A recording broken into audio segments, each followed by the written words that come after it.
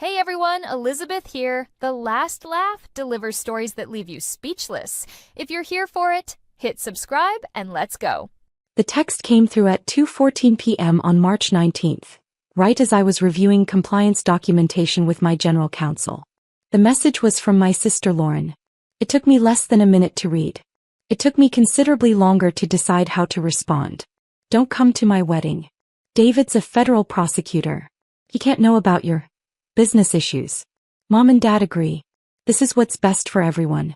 I set the phone face down on my desk. Through the floor-to-ceiling windows of my corner office on the 42nd floor, I could see all of downtown Seattle stretching toward the sound.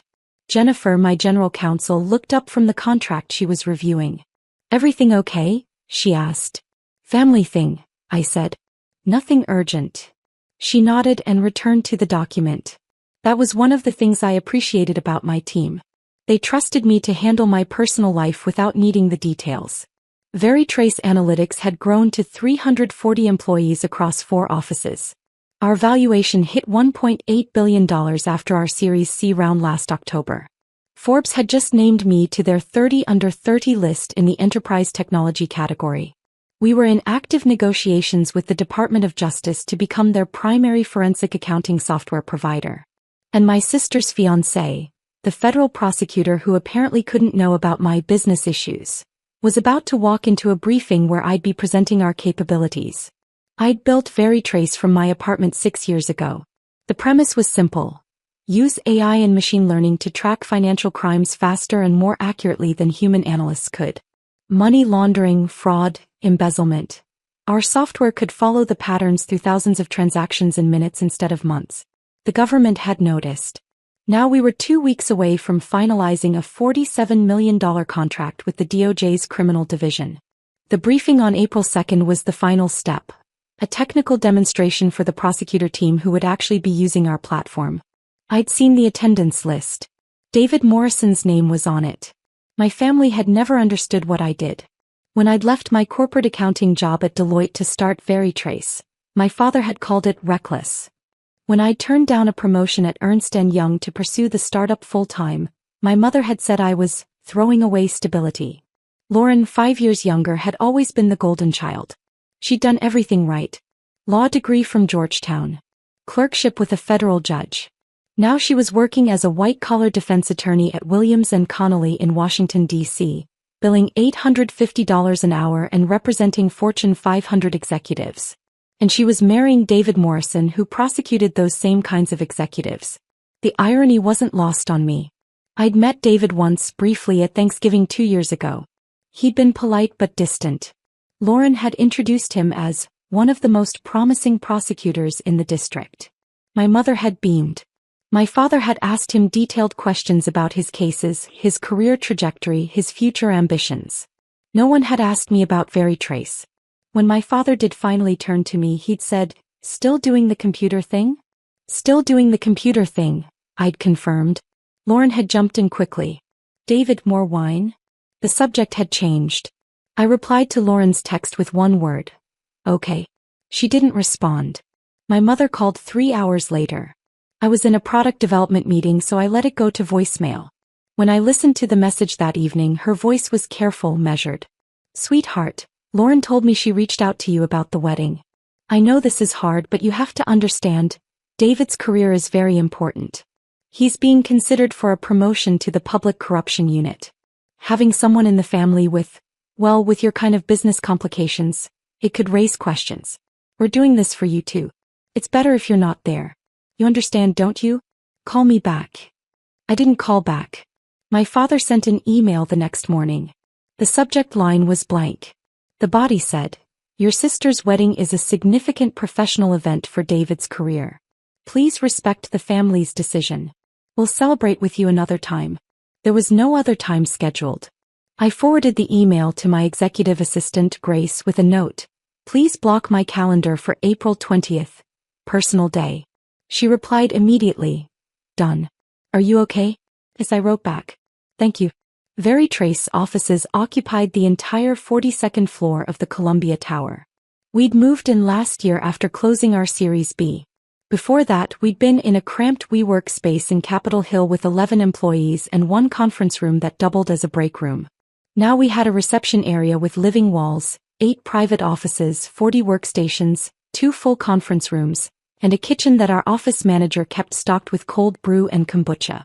My corner office had 2 walls of windows, a standing desk with 3 monitors, a couch for informal meetings, and a bookshelf lined with industry awards and framed patents. On the wall behind my desk was my Forbes 30 Under 30 feature, a full-page photo and interview about building enterprise software that actually worked. The door had a nameplate, Dr. Emily Chin, founder and CEO. Most people didn't know about the doctorate. I'd finished my PhD in computer science at MIT while working full-time at Deloitte. The dissertation had been on machine learning applications in financial pattern recognition. Veritrace was the practical application of that research. My family had never asked about it. The briefing was scheduled for 10 a.m. on April 2nd in our main conference room. The DOJ team would include 6 prosecutors from the criminal division, 2 technical specialists, and a contracting officer. We'd sent the attendance list 2 weeks in advance. David Morrison's name was 3rd on the list. I'd debated mentioning it to him, sending a courtesy email, giving him a heads up that his fiancée's sister, the one with the business issues, was actually the CEO of the company he was about to evaluate. But I didn't. I'd been excluded from the wedding because of who I supposedly was. He could discover who I actually was on his own. Grace had coordinated all the logistics. She'd arranged for catering, breakfast pastries, coffee, fruit, and set up the presentation equipment. Our CTO, Rajesh Patel, would handle the technical demonstration. Jennifer would cover the compliance and security protocols. I would deliver the opening remarks and the contract overview. The morning of April 2nd, I arrived at the office at 7:30 a.m. I wore a navy suit from Theory, simple pearl earrings, and the Cartier watch my team had given me when we'd closed our Series C. My hair was pulled back in a low bun. No dramatic makeup. No statement jewelry. I looked exactly like what I was, a tech CEO preparing for a high-stakes government contract negotiation.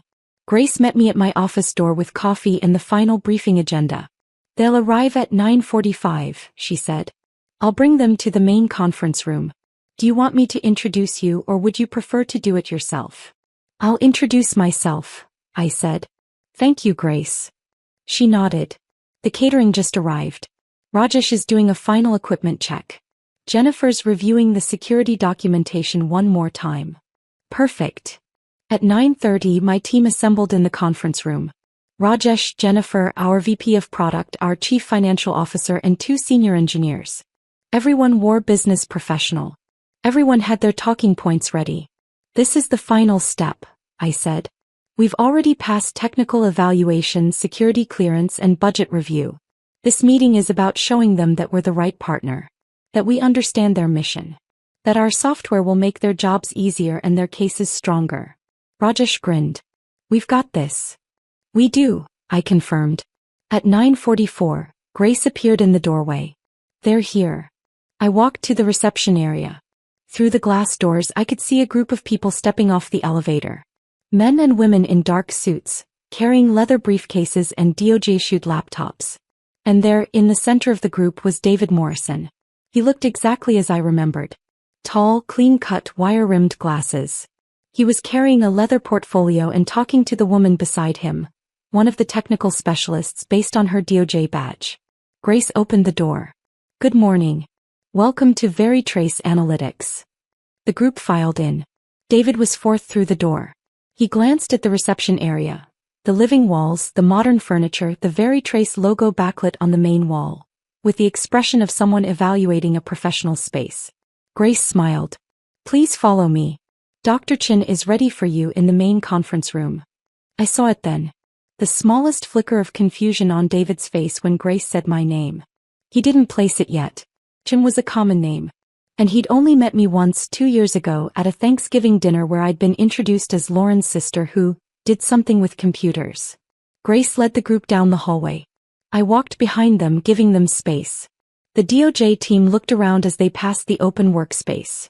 Employees at standing desks, multiple monitors, whiteboards covered with algorithm diagrams. The conference room was at the end of the hall. Grace opened the double doors. The room had a long glass table, ergonomic chairs, and a presentation screen that took up most of one wall. The windows overlooked downtown Seattle and Elliott Bay beyond. My team was already seated on one side of the table. The head of the table, my seat, was empty. Grace gestured to the other side. Please have a seat. Can I get anyone coffee or tea before we begin? The DOJ team settled in. David took a seat in the middle, directly across from where Rajesh was sitting. He set his portfolio on the table and pulled out a legal pad. Grace poured coffee, offered cream and sugar, made small talk about the weather and the flight from DC. Then she looked at me. Dr. Chin, everyone's ready whenever you are. I walked to the head of the table. David looked up from his legal pad. He froze. I set my tablet on the table and smiled at the group. Good morning. I'm Dr. Emily Chin, founder and CEO of VeriTrace Analytics. Thank you for making the trip out to Seattle. We're excited to show you what we've built. David's face had gone completely white. The woman beside him, the technical specialist, extended her hand. Sarah Berkowitz, DOJ Technical Review Team. We've been looking forward to this. I shook her hand. Likewise. Before we dive into the demonstration, let me introduce my team. I gestured to each person as I said their names. Rajesh Patel, our Chief Technology Officer. Jennifer Huang, General Counsel. Michael Torres, VP of Product. Dr. Lisa Freeman, Chief Financial Officer. And our lead engineers, Kevin Park and Anita Desai. Everyone nodded. Made eye contact. Professional. David was staring at the nameplate on the door behind me. Dr. Emily Chin, founder and CEO. The lead prosecutor, a man in his 50s named Richard Hastings, leaned forward. Dr. Chin, we've reviewed your technical documentation and your security protocols. Very impressive. What we'd like to see today is a live demonstration of how your software handles complex financial networks, specifically shell company structures and offshore transfers. Absolutely, I said. Rajesh will walk you through a simulated case that mirrors the kind of investigations your team handles regularly. But first, let me give you some context on why we built VeriTrace and how it's different from the legacy systems you're currently using. I clicked to the first slide. It showed a tangled web of financial transactions, hundreds of nodes, thousands of connections, all color-coded by transaction type. This is what a typical money laundering network looks like when you're trying to map it manually, I said. It can take analysts 6 to 8 weeks to trace the full structure. By that time, the money's moved again. Next slide. The same network but simplified. Clean lines. Clear hierarchy. Highlighted suspicious patterns. This is what VeriTrace does in 4 minutes. Sarah Berkowitz whistled softly. 4 minutes. For minutes, I confirmed. Our AI identifies patterns that human analysts miss. It flags anomalies. It connects shell companies across jurisdictions. And it provides evidence documentation that meets federal court standards. Richard Hastings nodded slowly. Show us. Rajesh stood and moved to the presentation screen. I'm going to run a simulation based on a real money laundering case from 2019. We've anonymized the data, but the structure is authentic. He pulled up the VeriTrace interface. Clean. Intuitive. Powerful. For the next 40 minutes, Rajesh walked the DOJ team through every feature. Network mapping. Transaction analysis. Anomaly detection. Evidence export. The prosecutors asked detailed questions. Rajesh answered every single one. David said nothing. He sat perfectly still, his legal pad untouched, staring at the screen. When Rajesh finished, Jennifer took over. She walked through our security protocols, our data handling procedures, our compliance with federal evidence standards. We know you're not just buying software, Jennifer said. You're choosing a partner who will handle sensitive financial data on active criminal investigations. VeriTrace is SOC 2 Type 2 certified. We maintain FedRAMP moderate authorization. And every employee who touches government data has security clearance. Richard Hastings looked at me. Dr. Chin, can you walk us through your background? We'd like to understand who's leading this company. Of course, I said. I have a PhD in computer science from MIT. Focused on machine learning applications in financial pattern recognition. Before founding VeriTrace, I worked as a senior forensic accountant at Deloitte, where I led fraud investigations for Fortune 500 clients. I saw how slow and inefficient the manual process was, and I knew there was a better way. And the company itself? Richard asked. We were founded 6 years ago. We're now at 340 employees across Seattle, New York, Austin, and London. Our Series C funding round last October valued us at $1.8 billion, led by Sequoia Capital. We currently serve 18 of the top 20 forensic accounting firms in the United States, and we're the primary vendor for 3 state attorney general offices. Sarah Berkowitz was typing notes. Impressive. We're also in active discussions with the SEC and FinCEN about expanded partnerships, I added. Our goal is to become the standard platform for financial crime investigation across all federal agencies. Richard exchanged glances with the other prosecutors. This is exactly what we need. David finally spoke. His voice was strained. Can we take a short break? Richard looked at him surprised. Now. I just need 5 minutes, David said. Of course, I said smoothly. Grace, can you show our guests to the lounge? There's coffee and water and the restrooms are just down the hall. Grace appeared as if summoned. Right this way. The DOJ team stood and filed out. David was the last to leave. As he passed my chair, he looked at me, really looked at me for the first time since I'd walked into the room. I met his gaze calmly. Said nothing. He left. Rajesh leaned back in his chair once the room was empty. That went well. It did, I agreed. Jennifer was smiling. Richard Hastings loved the evidence export feature. Did you see his face? I saw it. Lisa, our CFO, pulled up something on her laptop. If this contract closes, we'll hit our Q2 revenue target 3 weeks early. When it closes, I corrected. Not if. Michael Torres looked at me thoughtfully. That one prosecutor, the younger guy, seemed uncomfortable. Is everything okay? Everything's fine, I said. He's just processing something. Grace reappeared in the doorway. They're ready to come back. The DOJ team returned to their seats. David looked slightly more composed, but his face was still pale. Richard Hastings folded his hands on the table. Dr. Chin, we don't need to take this back for more review. The technical capabilities are beyond what we expected. The security protocols meet all our requirements. And frankly, your team clearly understands our mission better than any of the other vendors we've evaluated. He paused. We'd like to move forward with the contract. Pending final approval from our contracting officer, we're prepared to finalize the partnership. I smiled. That's excellent news. We're ready to support you. There's one formality, Richard continued.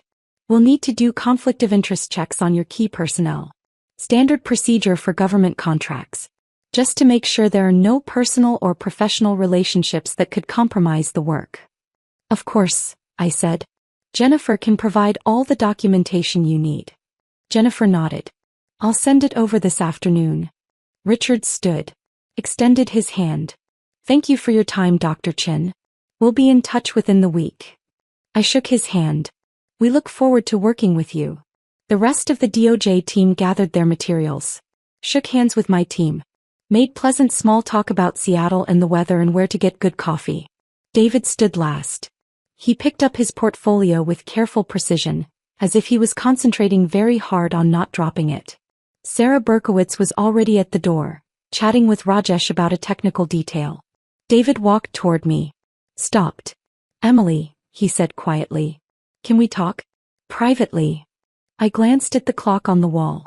I have another meeting in 15 minutes. Please. I looked at him. At the federal prosecutor who'd been too important to have his fiancée's sister at his wedding. Who couldn't know about my business issues. My office, I said. 5 minutes. I led him down the hall. Past the open workspace where my employees were coding, analyzing, building. Past the glass-walled offices where my senior team worked. To my corner office with the view of the entire city. He stopped in the doorway when he saw the Forbes feature on the wall. I sat behind my desk. Gestured to the chair across from me. You wanted to talk. He sat slowly. Lauren said she told me you had some kind of startup. Something with computers. Veritrace Analytics is a forensic accounting software company, I said. We use artificial intelligence to investigate financial crimes. We're valued at $1.8 billion and we're about to become the Department of Justice's primary technology partner. I didn't know, he said. No, I agreed. You didn't. He looked down at his hands. The wedding. Lauren said you had business issues. That it would be better if you didn't come. She texted me on March 19th, I said. She said you were a federal prosecutor and you couldn't know about my business complications. My parents agreed. I said okay. His face flushed red. I never said that. I didn't even know Lauren had uninvited you. That's between you and her, I said calmly. No, you don't understand, he said. I didn't ask for that. I didn't want that. I looked at him steadily. What did Lauren tell you about me? He hesitated. She said you'd started a tech company a few years ago. That it was struggling. That you'd had some regulatory issues. She made it sound like you were in trouble with the SEC or something. I've never had regulatory issues, I said. Veritrace holds FedRAMP certification. We maintain the highest security clearances. We've passed every audit the government has ever conducted. I'm realizing that now. What else did she tell you? He shifted uncomfortably. She said you were embarrassed about how the company was doing. That you'd stopped coming to family events because you didn't want to talk about it. That the wedding would be too hard for you because everyone would be asking about your business. I smiled. It didn't reach my eyes. I stopped coming to family events because no one ever asked about my business. They asked my father about his golf game. They asked my mother about her garden.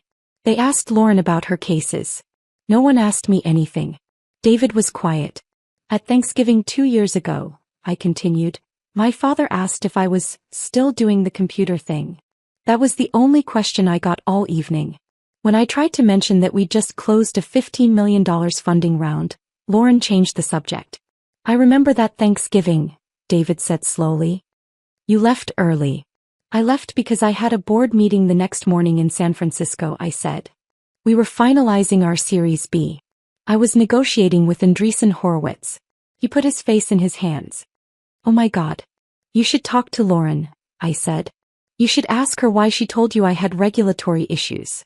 Why she told you I was embarrassed. Why she told my parents you couldn't know about my business complications. I will, he said. I'll talk to her tonight. I glanced at my watch. Your team is probably waiting for you. He stood. Emily, I'm sorry. I'm so sorry. I didn't know. If I'd known. If you'd known what? I asked. If you'd known I was successful, the wedding invitation would have stood? If you'd known my company was worth $1.8 billion, I would have been acceptable? That's not what I mean. Then what do you mean? He was quiet for a long moment. I don't know, he said finally. I'm sorry. I stood and walked him to the door. You should get back to your team. Richard's waiting. He nodded. Looked like he wanted to say something else. Didn't. I watched him walk back down the hall toward the reception area. Then I closed my office door and sat back down at my desk. Grace buzzed me 2 minutes later. The DOJ team just left. They seemed very happy. Good, I said. Are you okay? I looked out the window at the city below. At the skyscrapers and the water and the mountains beyond. I'm fine, I said. Thank you, Grace. Lauren called that night at 11 p.m. West Coast time. 2 a.m. in D.C. I was at home in my apartment in Belltown, reviewing contract amendments on my laptop. I let the call go to voicemail. She called again at 11:04. Again at 11:07. At 11:09 she texted, we need to talk. Please. I typed back, I'm working. Email me if it's important. The email came through 10 minutes later. Subject, I'm so sorry. Emily. David told me everything. I didn't think. I told him you were struggling because that's what I believed. Mom and Dad always talked about how you'd made a mistake leaving Deloitte. How you were too proud to admit the startup wasn't working. How you wouldn't ask for help. I didn't know about the Forbes list. I didn't know about the valuation. I didn't know you were about to sign a contract with the DOJ. David is horrified. He's saying we need to postpone the wedding. He's saying he can't marry me if I did this to you. Please call me. Please. We can fix this. Lauren. I read the email twice. Then I closed my laptop and went to bed. The contract with the Department of Justice was finalized on April 12th. $47 million over 3 years with options for renewal. Richard Hastings sent a personal note thanking me for the professionalism of my team. David Morrison's name was on the final signature page as one of the prosecutors who'd approved the contract. Lauren called 6 more times over the next 2 weeks. I didn't answer. My mother sent a letter. Actual paper, actual stamp, mailed to my office. Dear Emily, your father and I had no idea about the extent of your success. We're very proud of you. We'd love to celebrate with you if you're willing. Lauren is devastated. The wedding is postponed indefinitely. David says he needs time to think. We were wrong to support Lauren's decision to exclude you. We should have asked more questions. We should have known better. Please come home for Mother's Day. Let us make this right. Love, Mom. I put the letter in my desk drawer. On April 20th, the day Lauren's wedding would have been, I took my team to dinner at Canlis. 18 of us in the private dining room overlooking Lake Union. We celebrated closing the DOJ contract. We celebrated hitting our Q2 revenue target 3 weeks early. We celebrated 6 years of building something that mattered. Rajesh raised his glass. To Emily, the best CEO in the game. To Emily, everyone echoed. I looked around the table. At the people who'd believed in Veritrace when it was just an idea in my apartment. Who'd worked 80-hour weeks to build the product. Who'd celebrated every milestone and weathered every setback. To all of us, I said, this company exists because you believed it could. We stayed until midnight. Told stories. Laughed. Made plans for the next product launch. When I got home there was another voicemail from Lauren. I deleted it without listening. My father called in early May. I was in New York for a conference when my phone rang. I almost didn't answer but something made me pick up. Emily, he said. Thank you for answering. I only have a few minutes, I said. I know. I just wanted to say, I'm proud of you. I should have said that years ago. I should have asked about your company. I should have paid attention. I waited.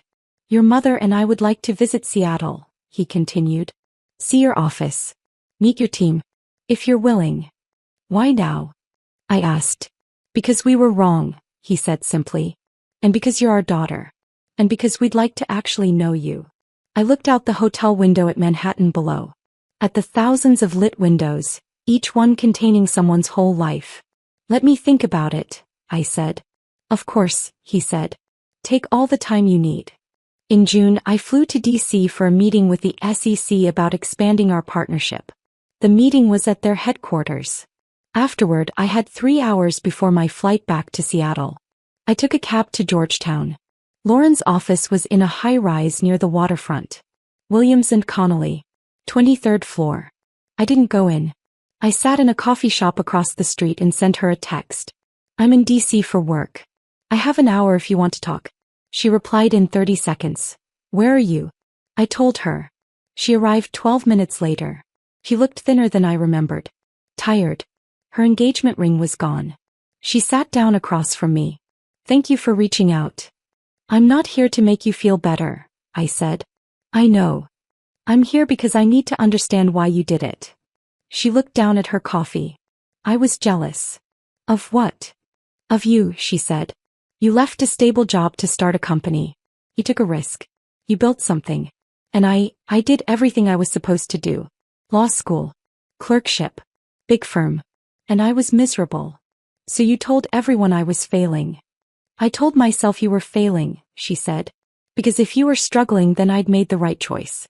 If you were barely surviving then stability was worth it. But if you were succeeding, if you were actually happy, then I'd made the wrong choice. She looked up at me. Her eyes were red. When David started talking about marrying me I panicked. Because a wedding means family. And family means you. And if you showed up and everyone asked you about your company and you told them the truth, that you're a CEO, that you're on the Forbes list, that you're worth more than I'll make in my entire career, then everyone would know that I was the one who made the wrong choice. So you uninvited me. So I uninvited you, she confirmed. I told David you had regulatory issues. I told Mom and Dad you were embarrassed. I convinced myself I was protecting everyone. But I was just protecting myself. I was quiet for a long time. David broke off the engagement, she said. He said he couldn't marry someone who would do that to family. He said he didn't know who I was. Do you know who you are? I asked. She shook her head. I'm figuring it out. Are you still at Williams and Connolly? I'm taking a leave of absence. I'm thinking about what I actually want. I finished my coffee, checked my watch.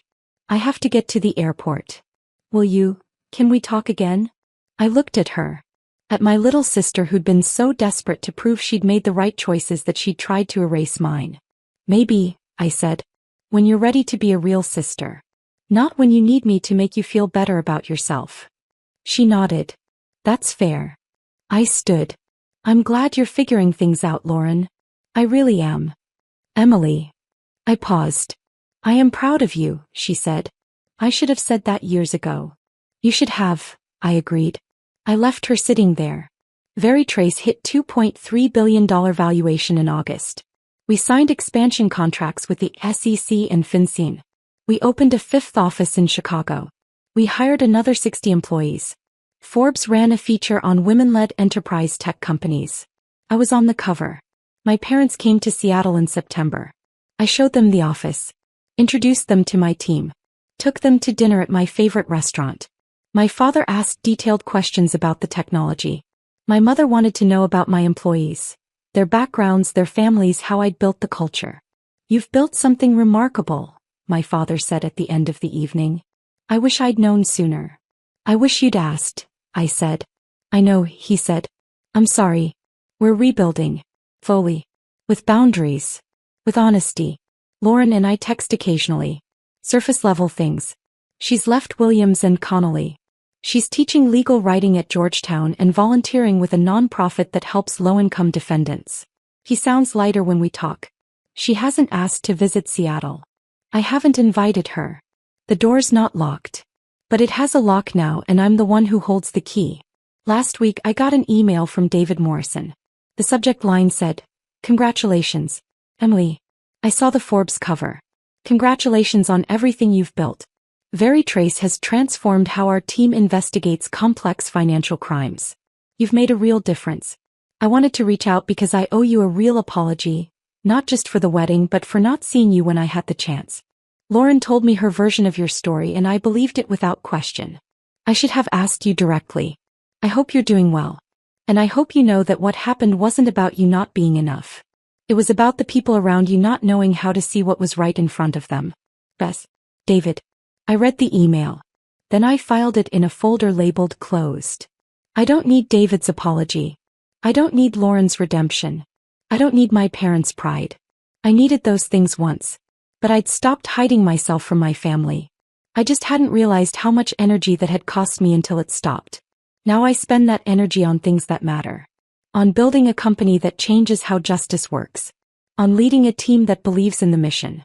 On creating something that will outlast all of us. I'm enough. I was always enough. It just took everyone else a little longer to see it.